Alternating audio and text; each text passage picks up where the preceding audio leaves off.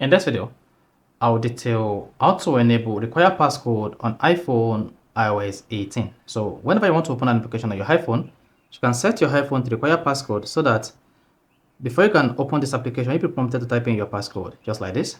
So if I'm to open the App Store application on my iPhone, then I'll be prompted to type in my iPhone passcode instead of using my Face ID. So if I download this video, if you found this helpful and informative, please don't forget to like and subscribe. Now the first thing you want to do, when you want to require passcode to open application on your iPhone, you first make sure you remove your Face ID on your iPhone. To do this, you just need to go to your iPhone settings. On the settings page, scroll down to Face ID and passcode, and type in your iPhone passcode.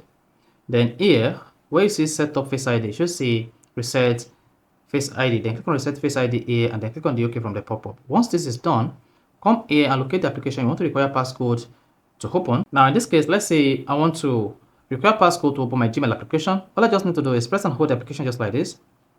Then from the pops, click on require passcode. Once you click on that, you see that says require passcode. Go ahead and click on require passcode. Then type in your iPhone passcode. This application will require passcode whenever you want to open the Gmail application on your iPhone. Then you can repeat this for maybe the Facebook application or the Instagram application. Tap require passcode.